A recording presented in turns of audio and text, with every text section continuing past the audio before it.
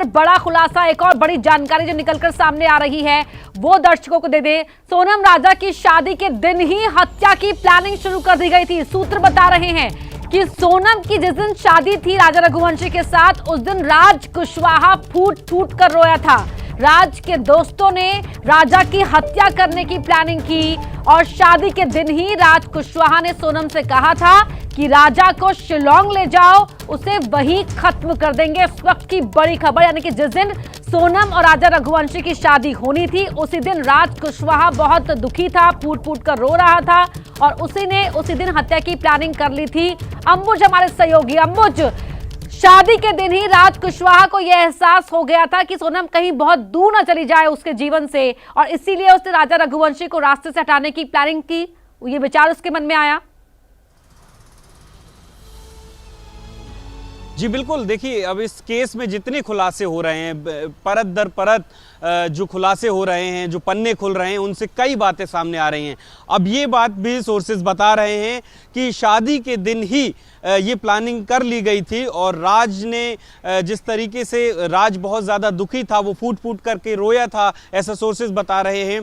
और राज के ये जो तीनों दोस्त हैं जो मर्डर केस में इन्वॉल्व हैं, विशाल हो, आनंद हो या इसके साथ साथ एक और जो सहयोगी है उनका वो हो, उनके सामने ये फूट फूट कर रोया था। उसके साथ उसके बाद ही ये डिसाइड हो गया था, उन लोगों ने ये डिसाइड किया था कि हम एक और बड़ी खबर में फौरन लौटती हूँ आपके पास, लेकिन एक और बड़ी खबर जल्दी से आपको बता दें। राजा रघुवंशी हत्याकांड में सोनम पर एक और खुलासा हुआ है। हत्या के बाद नेपाल भागने की तैयारी में थी सोनम, ऐसा सूत्र बताते हैं।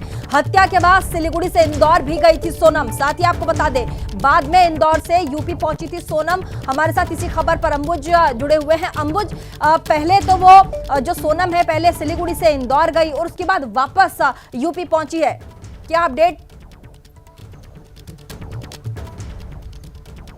जी बिल्कुल, अब जैसे जैसे ये पूछताछ बढ़ रही है वैसे वैसे पुलिस भी अपने पत्ते खोल रहे। पुलिस भी जो है उसके सोर्सेज जो हैं वो ये बातें अब धीरे धीरे बता रहे हैं कि किस तरीके से हत्या के बाद सिलीगुड़ी जाती है ये सोनम रघुवंशी, उसके बाद इंदौर भी आती है और इंदौर में आकर के बाकायदे एक किराए के मकान में रुकती है। उसके बाद एक प्लानिंग के तहत ही ये जाकर के गाजीपुर में मिलती है उत्तर प्रदेश के, और वहां से ही ये प्लान था। ये हम कल से ही आपको बता रहे हैं कि ये प्लान था कि इस मर्डर केस को किस तरीके से इसका इस पूरी कहानी का कैसे, क्योंकि ये जो सवाल है वो लगातार आ रहा है कि इंदौर गई थी सोनम रघुवंशी, लेकिन इसी बीच क्या किसी से मुलाकात हुई इंदौर में? क्योंकि पूरा परिवार, ससुराल और तमाम लोग इंदौर में ही सोनम के रहते हैं, राजा रघुवंशी के रहते हैं। क्या किसी से बातचीत हो पाई थी इंदौर में? क्या किसी से संपर्क करने की कोशिश की थी वहां पर सोनम ने?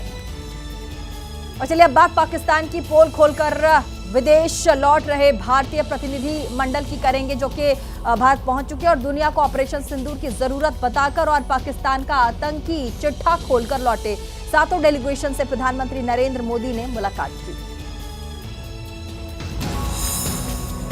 दिल्ली में प्रधानमंत्री आवास 7 लोक कल्याण मार्ग पर यह नजारा बेहद खास था। 33 देशों की यात्रा से लौटे 7 प्रतिनिधि मंडल के सदस्यों ने प्रधानमंत्री मोदी से मुलाकात। प्रधानमंत्री ने सभी डेलीगेशंस के सदस्यों का स्वागत किया। मीटिंग के दौरान सर्वदलीय सदस्यों की सभी टीमों ने प्रधानमंत्री को बताया कि उन्होंने ऑपरेशन सिंदूर को लेकर दुनिया को क्या बताया और इसे लेकर दुनिया के इन देशों का रुख क्या था।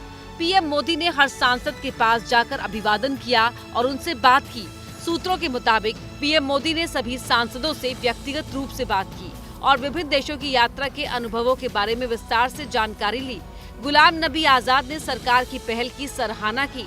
प्रधानमंत्री ने सुप्रिया सुले से पिता शरद पवार और प्रियंका चतुर्वेदी से उनके पिता के स्वास्थ्य के बारे में जानकारी ली। एक वरिष्ठ सांसद ने बताया कि ये बैठक सिर्फ औपचारिक नहीं थी, बल्कि पीएम ने सभी सांसदों की बात ध्यानपूर्वक सुनी और उनके विचारों को महत्व दिया।